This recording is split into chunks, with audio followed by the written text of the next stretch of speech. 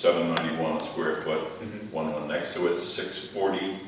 The one down below, 92 cents. And the one next to that, $48 a square foot. Well, you'd have to look at not just the price, but you have to look at the size of the lot also and calculate it out. That's what I was trying to say. That's a big spread, 92 cents to $48. Well, it does seem pretty big, but I mean, I can't tell you from the past, but let me just give you an example. Will you raise my neighbor's tax if I... Do you have a water bill? Do you have a water bill and they don't? If you come to us and tell us, compare my house to X house, Yeah. and we look at both houses, we say, gee, X house we made a mistake on, No. then we'd have to raise it, yes. We would have to raise it if there was a mistake. I want to talk about the question you raised, because this is always a difficult issue for some people. And it really goes to how land is valued. I'll give you an example. You got a half-acre lot and an acre lot side by side, and they both have houses on them. Now, when it comes to land, what makes land valuable is the use that you can put it to. If I've got 100 acres and it's all swamp, it's not worth as much as 1 acre that has a house sitting on it. Because highest and best use for residential property is ability to put a house on it. So let's take our example. We've got an acre lot and a half-acre lot. They both have a house on them. Both getting the same utility, both getting the same highest and best use. That half-acre lot is not going to be valued at half the value of the acre lot because their highest and best use is the same. So as an example, if that acre lot was worth $100,000, that half-acre lot might be worth $80,000. So if you calculated it out on a square foot basis, that half-acre lot would have a higher price per square foot. Its total value would be less. Do you have a standard formula for that? Yes. It's the Can you same. tell us what it is?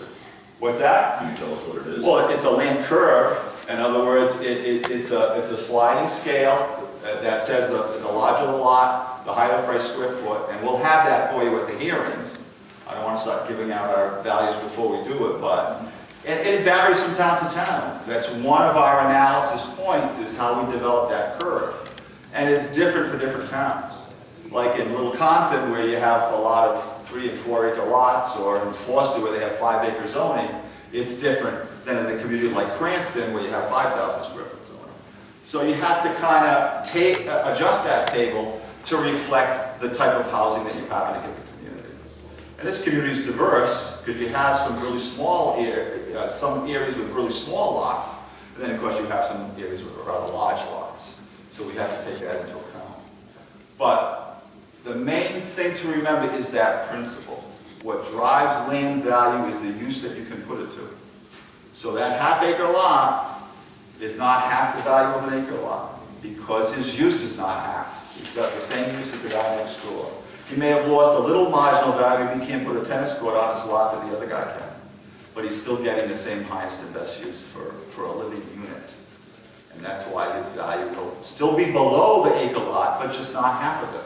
It might be 75% or 80%, yeah, something along those lines. I don't know what it is exactly, because it changes from town to town that we work in. Is that a common reason for disputes? Yes. That's can you? I'm curious. Can you go through some of the other stuff that people bring to you? Well, the other one is that same principle applies to buildings. You can have someone who has a 2,000 square foot house versus a 1,000 square foot house. And that 1,000 square foot house will have a higher price per square foot than the 2,000 square foot house. And there's two things that go on at that point in time. Excuse me. One of them is, it's just the economy of scale. So the more you buy something, the cheaper it gets. But what really affects houses is, there are two types of costs that go into a residential unit. And we call them fixed cost and variable cost. So, variable cost will just be, you know, the bigger the house, you're going to have more shingles, you're going to have more plywood, you're going to have more nails, you're going to have more labor time to build it. So those costs are directly tied to the number of square feet. The fixed costs are going to be a septic system. One septic system. Each house needs one. A well, or hookups to sewer or water, but one kitchen, one furnace, one bathroom, at least one bathroom. Those are fixed costs. So they're going to be the same in each house. So when you take those fixed costs and you divide them over 2,000 square feet, and then you divide them over 1,000 square feet, that's why that larger home comes out slightly less per square foot. So that's what you see, and you can take their national cost construction manuals like Marshall and Swift. If you take out those manuals and you do their calculation, they do the same thing. You see a larger property will have a slightly lower price per square foot.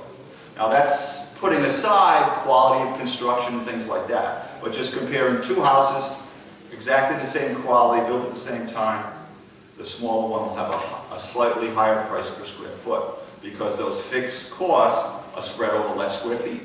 Does that principle also apply to commercial buildings? Yeah, certainly. There's a lot more variation in commercial than you will in residential, but yeah, it applies there also. If you had two warehouses and one was 100,000 square feet and one was 50, yeah, that 51 would be a little bit higher per square foot.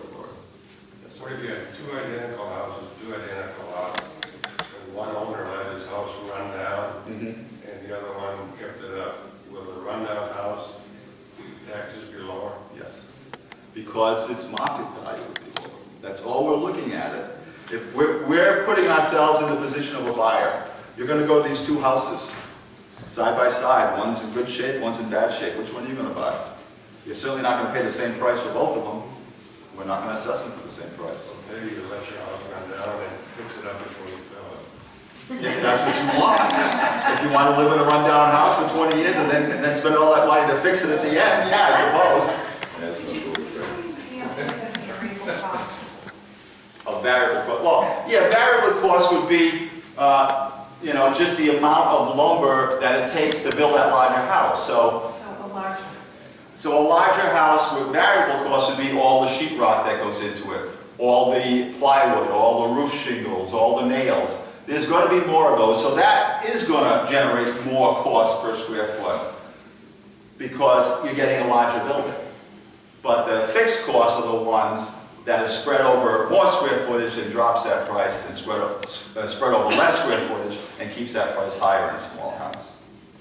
How do you account for fixed versus non-fixed amenities, like an in-ground pool versus one of those above-ground things? I mean, when people drive by and they see that there's an above-ground pool, will they ignore that because it's something that can be taken down? No, we value those. Yeah, we value very low.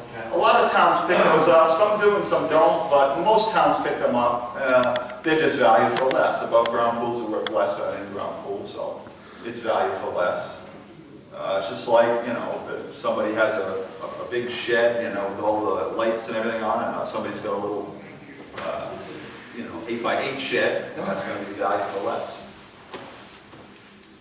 So, I mean, all of that, you'll see that, you'll be able to go on the web, and if you have outbuildings, you'll be able to see each one separately. You'll see a pool listed separately, you'll see a dock if you have it, you'll see a shed. And so you may say, gee, they got my shed way too high, that thing's not worth that much. You come talk about that if that's what